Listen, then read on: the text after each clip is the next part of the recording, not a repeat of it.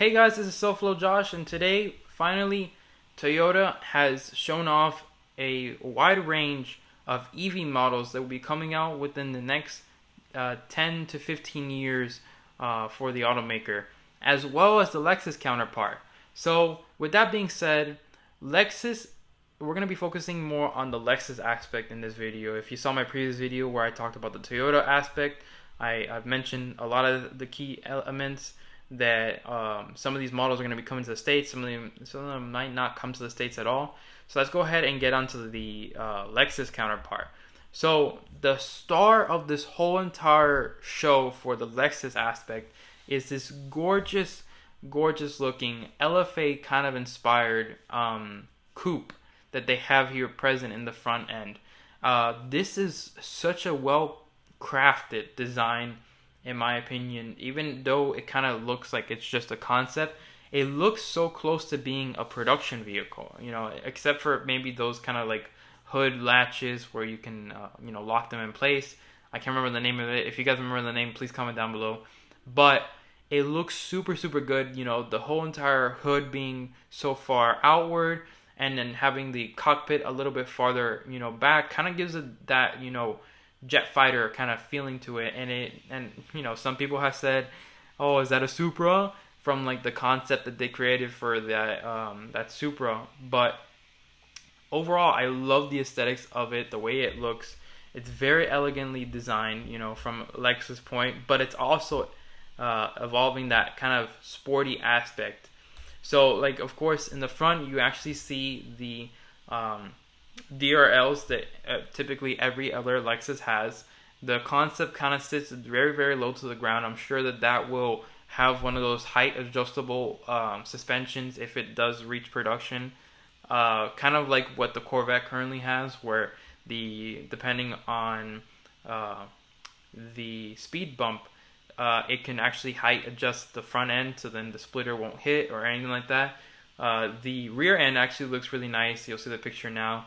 I really like the way that everything about this vehicle looks, and I really hope that this, reaches production, even though it kind of looks like it's about 5 to 10 years outward, in my opinion.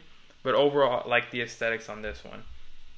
But some of the other things, we do have now a look at a Lexus IS successor in some capacity. This one, I'm not sure if it's fully IS. I feel like this is a in-betweener mark for, maybe it's a EV model between the IS and then the ES. In my opinion, it kind of gives it a look to it that makes it look like an IS, but it doesn't look too IS like, if you understand what I mean. It still has that exact same styling that we saw on that coupe concept, and it's carried over here. There's a line that goes from the front fender upward, kicks in an angle, and then straight up to the door pillar, and it looks really nice. I mean, this one is very clearly more concept like. A lot of the Lexus parts look more concept like, except for the actual model that will be coming out. I think it's the RZ model that Lexus has in plan. But a lot of them actually look more concept like from the Lexus aspect compared to the Toyota aspect. So let's get into the next one. We have, of course, the RZ, which will be revealed within the coming weeks. This one kind of gives you that look. It's based on the BZ4X, let's be honest.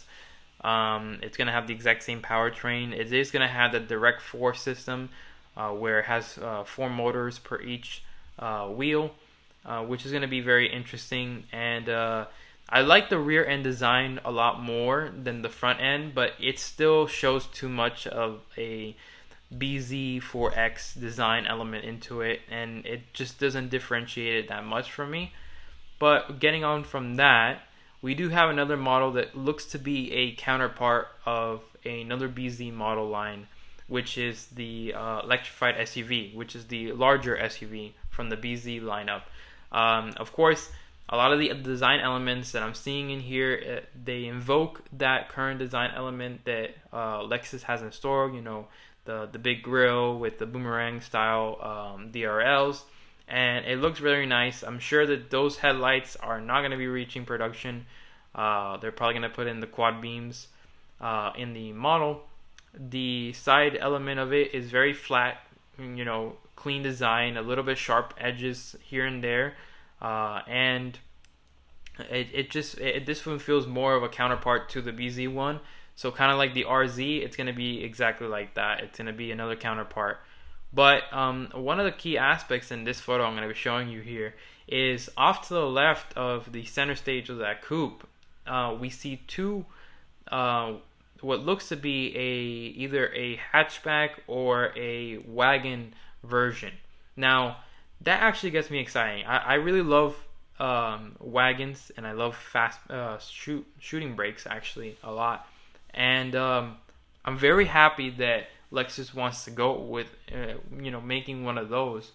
If you think about it logically, I've kind of always felt that if you come out with an EV model, it's a great idea to make a wagon version of the sedan version.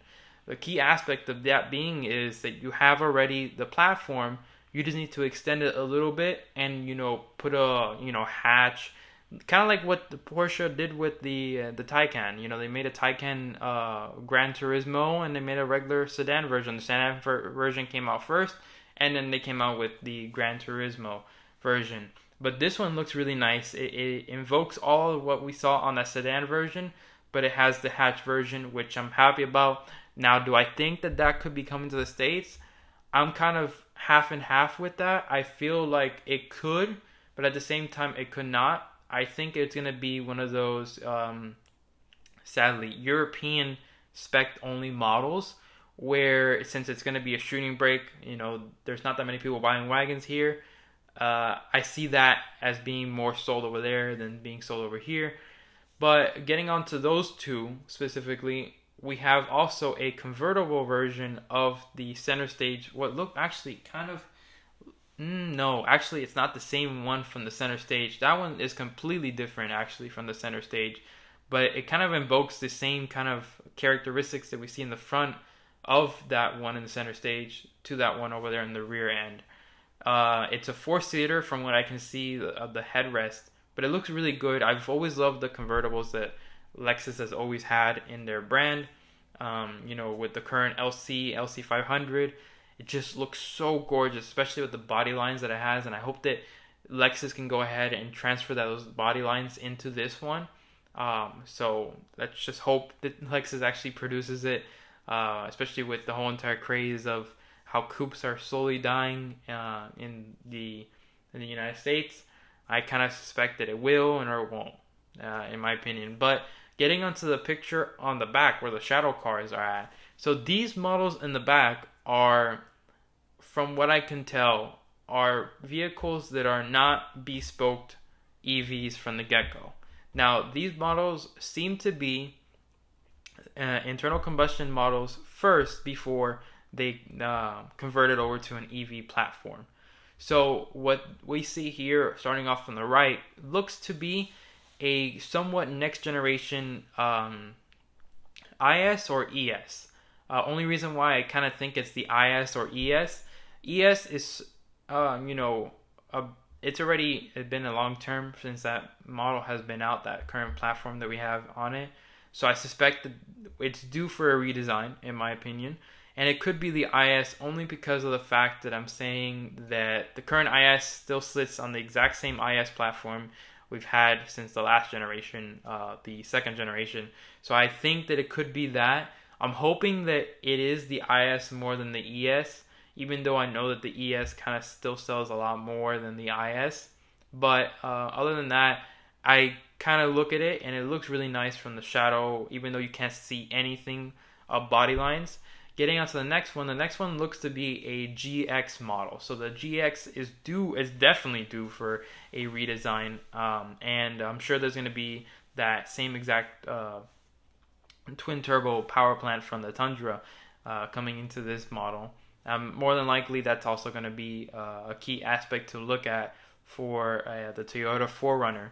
Now, getting onto the two in the middle. So the two in the middle, I'm sure that it's the NX, but something's telling me that the one closest to the GX is the RX. In some capacity, I think it's just the way that the shadowing, or maybe Lexus made it too close design wise to what the NX looks like, then throws it off. But I'm gonna say that that one next to the GX is a full-on EV, RX. But of course, they're gonna make an internal combustion version of that. And in the one, of course, the NX will be getting a full-on EV version as well. Now, the last two, of course, closest to the NX would be the UX. So the UX will be probably getting a full-on EV version as well. But then the last one is actually Lexus's new BX model. So the BX model has been trademarked already, but that model won't be coming to the States. That model will be going to Europe. So it's kind of running on the same platform as the Yaris platform, the TNGA Yaris platform. So it's expected to be a lifted Yaris version with luxury interior and so on and so forth. But it looks to be that model will also be getting a full-on EV version in the coming years after the internal combustion comes out. But overall, the design aspects of what we see for the EV range and the painted silver ones look very good. I still personally, I love the wagon versions more than anything else on this whole entire portfolio we have here. But that's going to be it for today's video, guys. I hope you guys enjoyed. Make sure to like, comment, and subscribe to the channel. And let me know if you guys like the wagon more, or do you like the coupe LFA inspired version. Keep me in the loop if you guys like it. And I'll see you guys in the next video. Bye-bye.